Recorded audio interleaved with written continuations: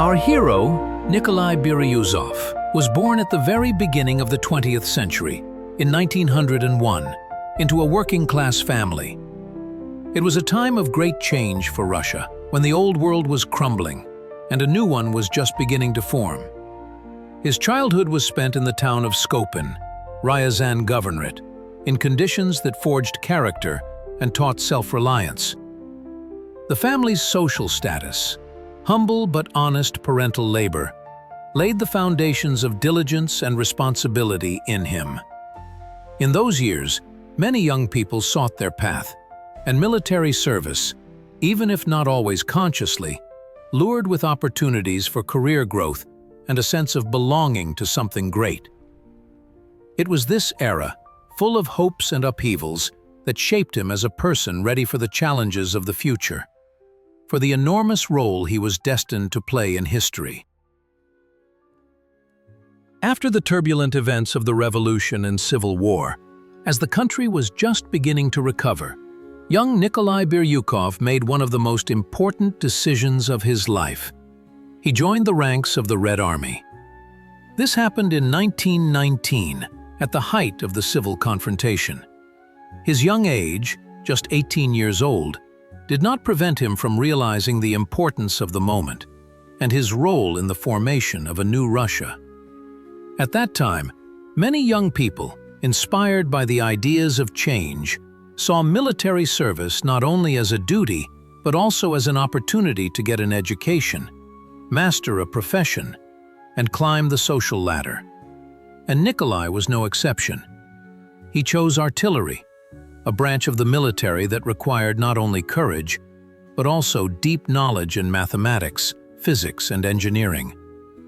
This was the choice of a person inclined to precision and analytical thinking, which would later become his hallmark as a staff officer. Service began with the basics, with painstaking study of the material part of the guns, mastering the intricacies of ballistics and tactics. The 1920s were a time of the formation of the Soviet military school, when artillery, like other branches of the military, was undergoing a period of large-scale reforms. Obsolete methods of the Tsarist army were giving way to new, more effective approaches, taking into account the experience of the First World War. Biryuzov, having entered artillery courses, absorbed this knowledge like a sponge. He learned not just to shoot, but to understand how artillery interacts with infantry, how its fire can change the course of a battle. These were not just lectures and practical exercises, but a living process of forming military thinking, where every shot, every fire adjustment became part of a larger plan. It was then, in the dust of training grounds and in endless exercises, that the foundations of his future strategic successes were laid. He learned to see the battlefield not as a set of separate elements, but as a single system, where each element, be it an infantryman, a tank, or a gun, plays its role in the overall symphony of war. His first command tasks, though small, were related to managing artillery crews, to organizing fire support, and even then, his leadership qualities, his ability to make decisions in conditions of uncertainty and to take responsibility, became apparent. Now that we have traced Biryuzov's path from a young worker to a seasoned artilleryman, it is time to look at a new, pivotal stage of his career. The 1920s became for him not only a time of mastering artillery wisdom, but also a period when his abilities for analysis and systematization were noticed by the command. It was then, after several years of successful service in line artillery units, that a new horizon opened up for the young commander. Staff work. This was not just a transition from one position to another, but a true evolution of a military professional, a change in the scale of thinking and responsibility. Why did an artilleryman, who had brilliantly mastered his craft, suddenly find himself at a desk amidst maps and reports? The answer lies in the very nature of artillery and in Biryuzov's character. Artillery is not just shooting. It is a complex system of calculations, planning, and coordination. It is the ability to see the battlefield not as a chaotic pile of events, but as a chessboard, where every move must be precisely calculated. It was this analytical mindset, honed to perfection in artillery units, that became the key to his new role. His artillery experience, seemingly highly specialized, actually proved to be a powerful foundation for understanding operational tactical planning in general. He knew how the heart of any operation works, its firepower. He understood the capabilities and limitations of artillery, its role in suppressing the enemy, in supporting infantry and tanks. This gave him a unique advantage. He didn't just read maps and develop schemes. He imagined how these schemes would be brought to life, how the guns would work, how different branches of service would interact. His view of the operation was volumetric, three-dimensional. The transition to staff was not an accident, but a logical step for a man who strived not just to follow orders but to understand the logic of war, its internal mechanisms. And this step opened doors for him to the world of grand strategy, where his artillery experience became an invaluable tool for solving the most complex tasks. Now that Biryuzov was no longer just an accurate shooter, but a strategist capable of seeing beyond the horizon, doors opened for him into the world of great academic knowledge. The 1920s and 1930s were a time when a new military school was actively being built in the Soviet Union, and the best minds of the army were sent to study at military academies. This was not just the next stage in a career, it was a qualitative leap, an opportunity to comprehend war not only from the perspective of tactics, but also strategy, economics, and even psychology. In 1932, Nikolai Biryuzov entered the Frunze Military Academy, a forge of personnel for the Red Army's high command. Imagine, a young officer who had risen from a private to a staff worker, now sitting at a desk, absorbing lectures on military art, the history of wars, and geopolitics. This was a time when he was not just gaining new knowledge, but forming his own unique vision of modern warfare. The academy gave him not only a theoretical basis, but also the opportunity to communicate with outstanding military leaders and theorists of that time, to argue, to defend his point of view, to learn from the best. He studied the experience of the First World War, the Civil War, and analyzed the conflicts that shook the world at that time. It was here, within the walls of the academy, that his artillery experience, which he had so brilliantly developed, gained new meaning. He understood that artillery was not just a means of destruction, it was a tool that had to be integrated into the overall combat system, interacting with infantry, tanks, and aviation. He delved into the study of operational art, deeply comprehending how various branches of service could be coordinated to achieve strategic goals. This was a time when Biryuzov expanded his military horizons to previously unimaginable scales. He learned not just to plan a single operation, but to see it as part of a large, complex chess game, where every move, every decision, had far-reaching consequences. It was his academic training that allowed him to rise above the tactical level and begin to think in terms of fronts and armies, to understand the relationship between economics, politics, and military operations. He understood that victory is achieved not only on the battlefield, but also in headquarters, where brilliant plans are born. After intensive training within the academy walls, where Nikolai Biryuzov honed his strategic vision of war, came a period when these theoretical knowledge had to be put into practice. The late 1930s were a time of escalating international tension.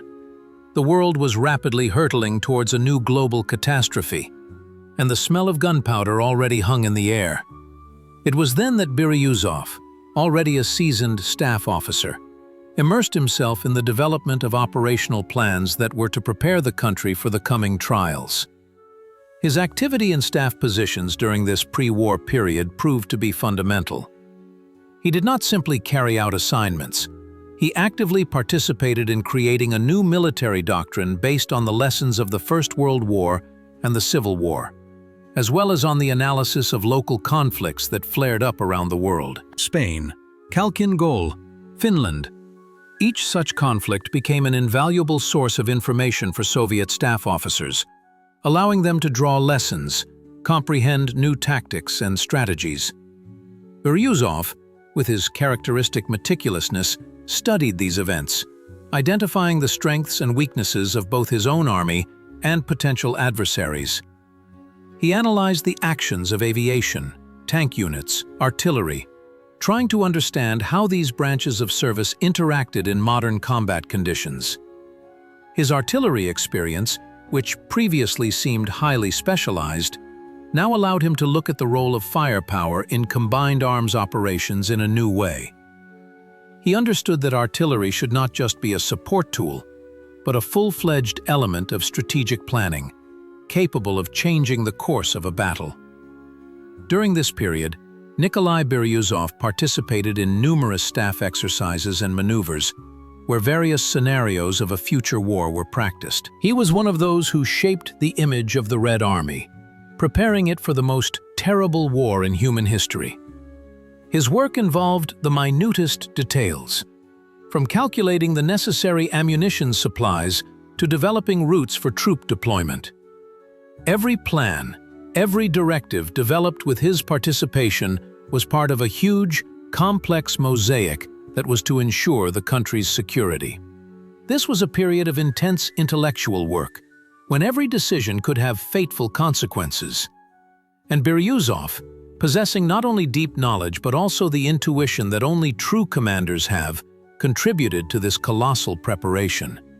He was one of those who did not just await war, but actively prepared for it, understanding its inevitability and scale. June 22, 1941 arrived.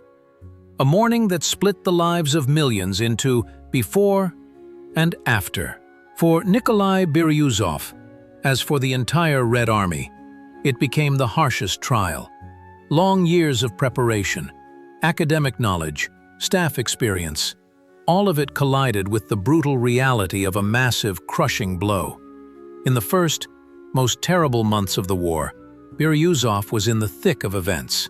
His artillery, and then staff, experience gained in peacetime, was now tested for strength amid catastrophic retreat and defensive battles. He didn't just command. He organized defenses in sectors where the front was literally falling apart at the seams. This was a time when decisions had to be made not just quickly, but instantaneously. In conditions of complete chaos and uncertainty, his task was to gather scattered units, establish some kind of communication, organize a repulse against an enemy who seemed to be everywhere. Imagine endless columns of refugees, burning cities, panic, and constant enemy pressure. In such a situation, not only iron will but also phenomenal organizational skills were required. Biryuzov, as a staff officer, was responsible for coordinating the actions of various branches of the armed forces. In conditions where communication was intermittent and orders often didn't reach their recipients, it was akin to a miracle. He understood that without coordinated interaction of infantry, artillery, tanks, and aviation, it was impossible to stop the enemy. And he achieved this interaction using all his experience, all his knowledge. He was one of those who, during the retreat, managed to preserve the combat effectiveness of units, organize their regrouping, and create new defensive lines. These were not just tactical tasks, they were matters of survival. He learned on the fly, adapting to new war conditions that proved far more brutal than any theoretical calculations. His decisions, made in those critical months, saved thousands of lives and allowed the preservation of combat potential for future battles. It was a baptism by fire that hardened him as a commander and showed what a person is capable of in conditions when, it seemed, there was no hope. He did not panic, did not give up, but continued to perform his duty, organizing resistance and laying the groundwork for a future counteroffensive. После огненного крещения первых месяцев войны, когда Красная Армия отступала под натиском врага, наступил переломный момент.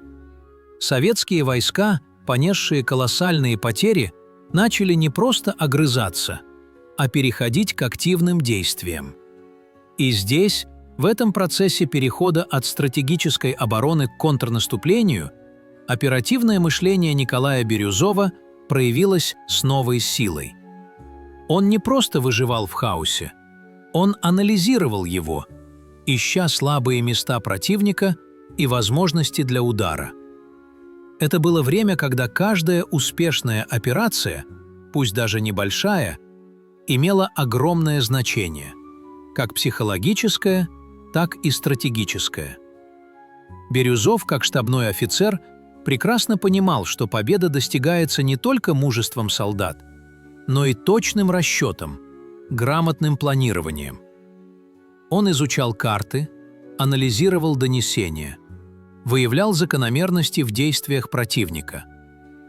Его артиллерийский опыт, который позволял ему видеть поле боя в объеме, теперь помогал ему в разработке наступательных операций. Он знал, где сосредоточить огневую мощь, как обеспечить поддержку пехоте и танкам, как создать условия для прорыва обороны.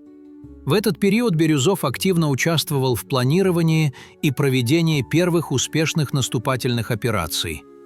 Он не просто предлагал идеи, он разрабатывал детальные планы, которые учитывали все аспекты, от логистики и снабжения до взаимодействия различных родов войск. Он понимал, что успех контрнаступления зависит от слаженности действий, от способности быстро реагировать на меняющуюся обстановку. Его вклад в эти операции был неоценим. Он был одним из тех, кто помогал Красной армии сбросить с себя оковы отступления и начать двигаться вперед. Это был не мгновенный процесс, а кропотливая работа, шаг за шагом, операция за операцией. Каждая удачная атака, каждый отвоеванный километр земли были результатом не только героизма бойцов, но и грамотного оперативного искусства, одним из ярчайших представителей которого был Николай Бирюзов. Он учился на своих ошибках, корректировал планы, постоянно искал новые, более эффективные решения.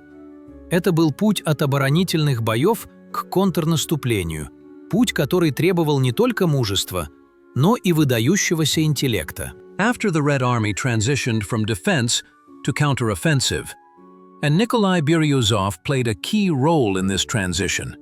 His artillery experience became not just a foundation, but a powerful catalyst for his staff work. He didn't just know how to shoot, he understood the philosophy of artillery, its soul. When planning major operations, he saw the battlefield not as a collection of disparate points, but as a complex system where each artillery barrel was a voice capable of changing the course of events. He was one of the few who could, with eyes closed, envision how shells would land, what a rolling barrage would look like, and how it would affect enemy morale and the advance of his own troops. His approaches to organizing artillery support were revolutionary for their time. Biryuzov didn't just allocate a certain number of guns to the main attack direction. He calculated everything down to the smallest detail. The density of fire per kilometer of front, the types of shells to suppress various targets, the timing of artillery preparation, its duration and intensity. He understood that artillery should not just destroy but create conditions for the success of infantry and tanks. This was not shooting for shooting's sake, but precise, surgical action. He insisted on the closest possible interaction between artillery and other branches of service. For him, artillery was not a separate combat unit, but an integral part of combined arms combat. He demanded that artillerymen be at the front line, in close proximity to the infantry, to respond promptly to their requests and adjust fire in real time. Likewise, he demanded that commanders of infantry and tank units have a clear understanding of artillery capabilities, the ability to set tasks, and use its firepower as effectively as possible. Biryuzov actively introduced the practice of creating artillery support groups for infantry and tanks, which allowed for continuous fire support for advancing units. He paid immense attention to the training of artillery scouts and spotters, understanding that fire accuracy directly depends on the quality of intelligence. His methods allowed for reducing the time from target detection to opening fire, which gave a huge advantage on the battlefield. He was a proponent of the massive use of artillery, concentrating firepower on narrow sections of the front to break through enemy defenses. This allowed for suppressing enemy resistance, demoralizing them, and ensuring rapid success for advancing troops. His artillery experience, translated into the language of staff work, became one of the key factors in achieving victories. Now that we see how Biryuzov's artillery genius transformed into staff artistry, it's time to delve into one of the bloodiest and most pivotal battles of World War II, Stalingrad. In the southern direction, where these titanic events unfolded, Nikolai Biryuzov found himself at the epicenter of a struggle that decided the fate not only of the Soviet Union, but of the entire world. His role in planning and coordinating troop actions during the Battle of Stalingrad and subsequent operations in the southern direction was truly colossal. Imagine the scene. Summer of 1942, German armies are rushing to the Volga, to the strategically important oil regions of the Caucasus. Stalingrad becomes a symbol of resistance, the last frontier. Work is boiling in the headquarters, maps are crisscrossed with red and blue arrows, and every decision has a price in thousands of lives. Biryuzov, with his analytical mind, with his deep understanding of tactics and strategy, was one of the key architects of the future victory. He didn't just sit behind maps, he saw living people behind them, their suffering, their courage. His contribution to the development of tactics for encircling and destroying large enemy groupings, known as, quote, zero, became one of the most important lessons of Stalingrad. Operation Uranus, which became a classic of military art, was the result of the painstaking work of a whole galaxy of talented staff officers, and Biryuzov was among them. He didn't just participate in the development of the plan. He helped hone it, perfect it, taking into account every detail. As an artilleryman, he perfectly understood how important it was not just to encircle the enemy, but also to deprive him of the ability to resist, to suppress his firepower. He was one of those who insisted on the massive use of artillery to create an impassable wall of fire that would cut off the encircled from the outside world and give them no chance of breaking through. In subsequent operations in the southern direction, such as the Battle of Kursk and the liberation of Donbass, his experience in planning and coordinating troop actions was no less valuable. He continued to develop encirclement tactics, improving methods of disorganizing the enemy, destroying his logistics, and crushing his morale. Biryuzov understood that each new operation required new approaches, and he was not afraid to experiment, to look for unconventional solutions. He was the kind of person who could see the whole picture, but at the same time did not miss the smallest details. His ability for deep analysis, his skill in predicting enemy actions and finding their weaknesses, made him an invaluable specialist in staff work. He was one of those who turned the tragedy of retreat into the triumph of offense, who helped the Red Army seize the strategic initiative and begin the path to the great victory. And this was just one stage of his great journey. After the grand victory at Stalingrad and subsequent operations, which demonstrated Biryuzov's brilliant abilities in coordination and planning, a new stage in his career began. He was appointed Chief of Staff of the Front, a position that required him not just to be able to manage individual armies, but to coordinate the actions of entire strategic formations. This was the pinnacle of staff work, where every decision had colossal consequences for the fate of thousands of soldiers and the outcome of the entire war. As Chief of Staff of the Front, Biryuzov faced tasks of a completely different scale. He had not only to develop operational plans, but also to ensure their implementation, coordinating the actions of armies, corps, and divisions spread over a vast territory. Imagine, on one map, thousands of units of equipment, hundreds of thousands of people. And all of this had to move as a single organism, obeying a common design. His working methods were characterized by meticulousness and deep analysis. He did not allow superficial decisions. Every report, every piece of intelligence was carefully checked, compared, to obtain the most complete and reliable picture of the situation. Biryuzov perfectly understood that, in a front-scale context, even the slightest error in calculations or planning could lead to catastrophic consequences. One of the key aspects of his activity was organizing interaction with neighboring fronts. War is not a set of isolated battles, but a chain of interconnected operations. The success of one front often depended on the actions of another. Biryuzov established a clear system for exchanging information, coordinated the timing and directions of strikes, thereby ensuring a coordinated offensive on a wide sector of the front. This required not only professionalism, but also certain diplomatic skills, the ability to find common ground with the commanders of other fronts, and to convince them of the expediency of certain decisions. But the most responsible task was interaction with the Stavka of the Supreme High Command. All information flowed there. Strategic decisions determining the course of the entire war were made there. Biryuzov had not only to report on the situation at the front, but also to argue his point of view, propose his own scenarios for events, and convince them of the necessity of certain resources. His analytical abilities, his ability to quickly assess the situation and formulate clear proposals, were invaluable here.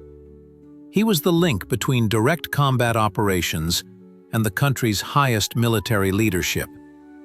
His reports were not just dry summaries, but deep analytical reviews that helped the Stavka make balanced and effective decisions. Biryuzov understood that his task was not just to carry out orders, but to actively participate in shaping strategy, to contribute to achieving the common victory.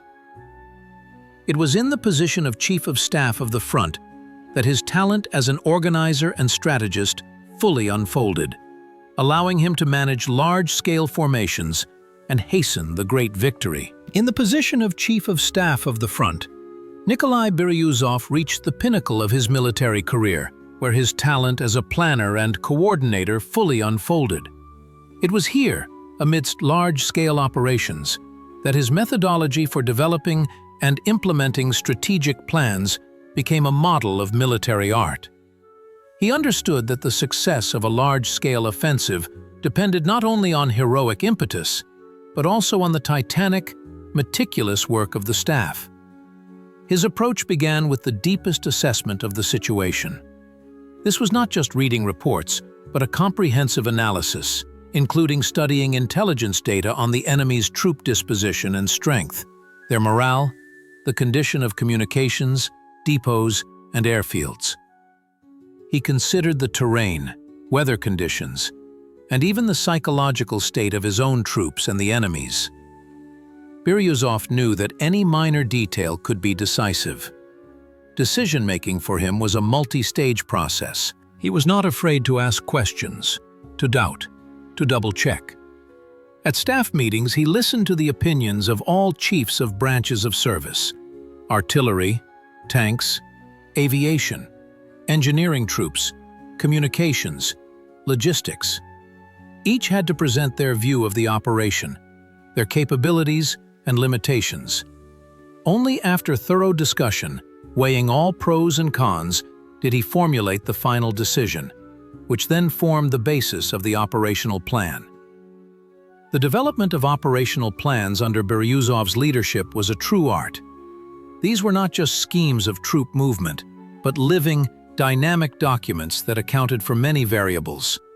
He paid special attention to camouflaging the impending offensive, deceiving the enemy, and creating false directions of attack.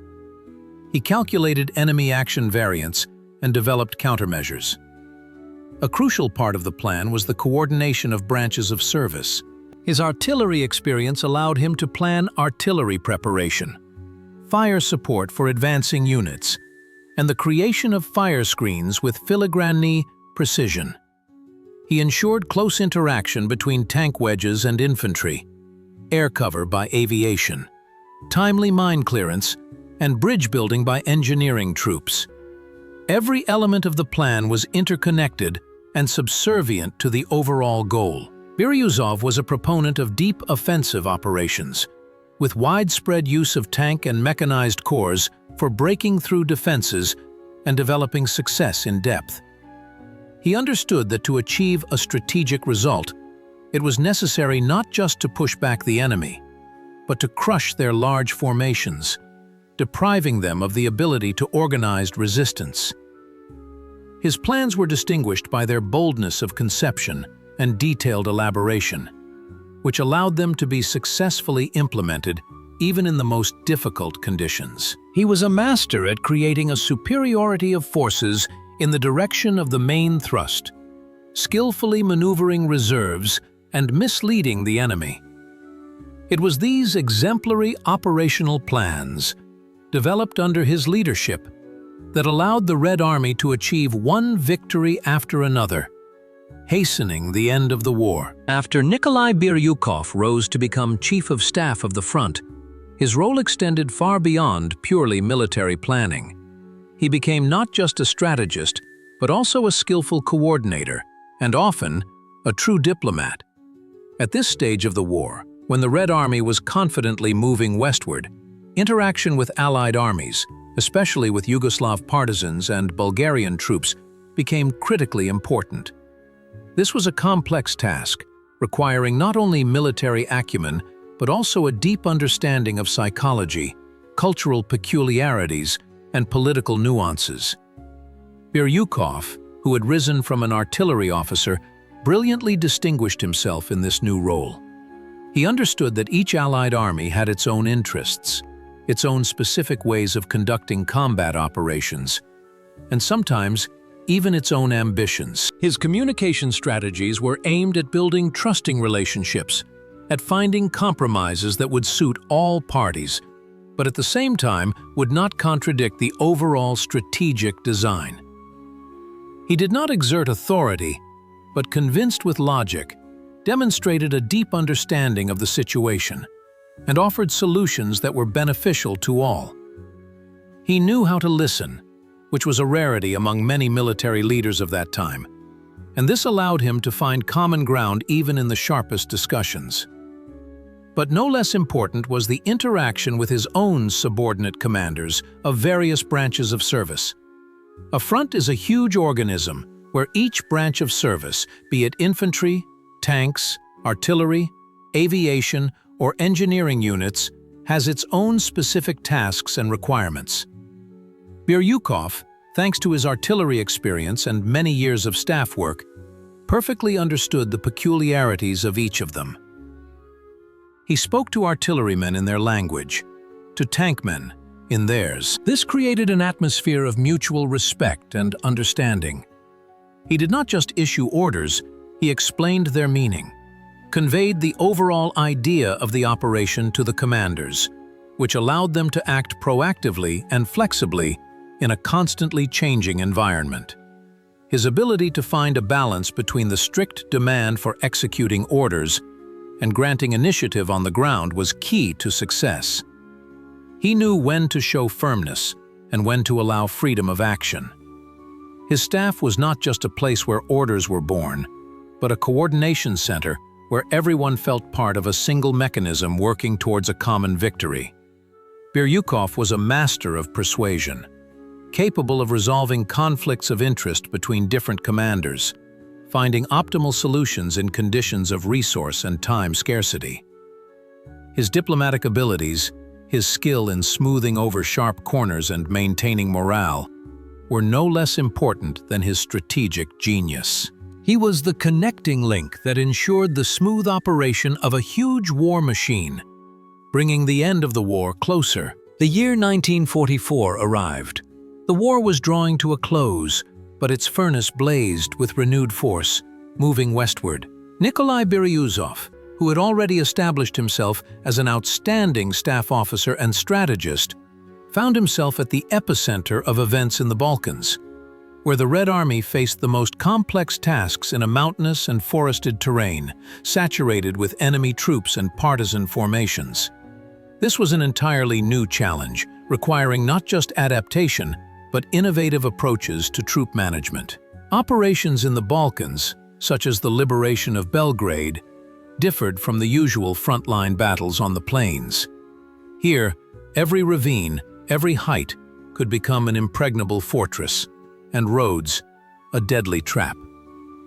Biryuzov, with his analytical mind, quickly grasped the specifics of these operations.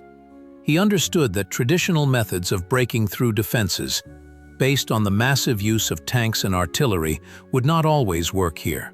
Flexibility, unconventional solutions, and close cooperation with partisans who knew the terrain like the back of their hand were required. His role in planning these operations was key.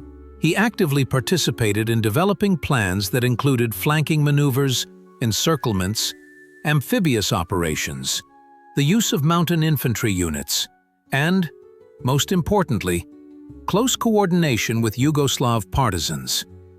This was not just military cooperation, but a true art of diplomacy and mutual trust.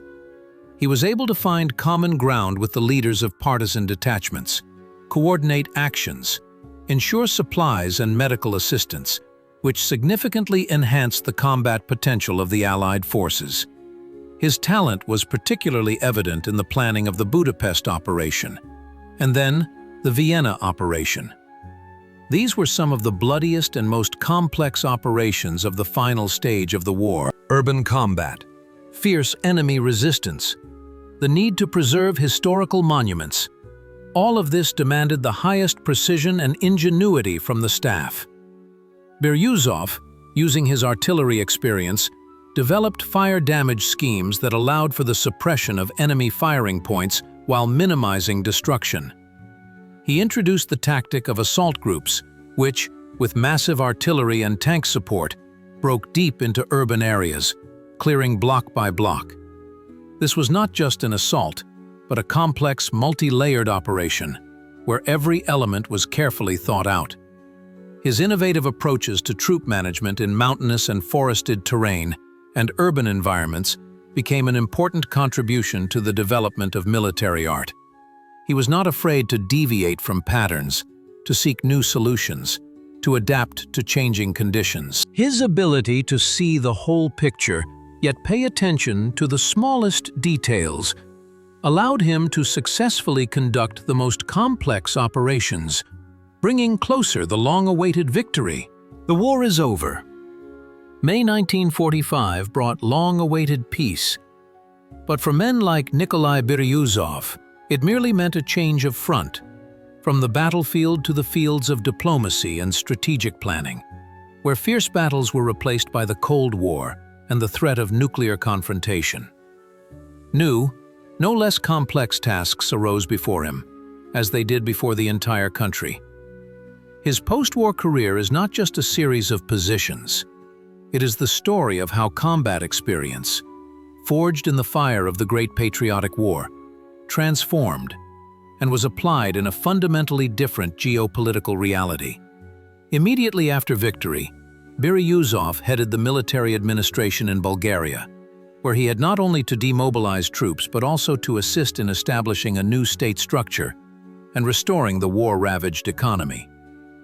This was a task of colossal complexity, requiring not only military but also administrative, and at times even political talents. This was followed by service in Yugoslavia, where his experience in coordinating actions with partisans and his ability to find common ground with various forces proved invaluable.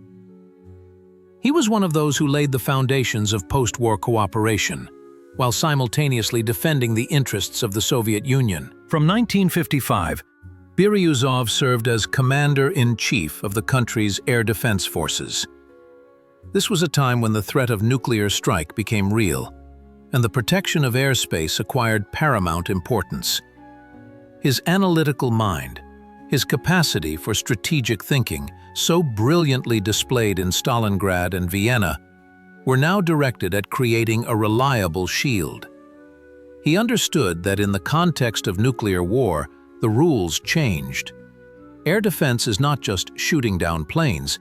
It is an extremely complex system of early warning, interception, and coordination of thousands of anti-aircraft installations, missiles, and fighters. He introduced new technologies, developed doctrines that took into account the peculiarities of nuclear strikes.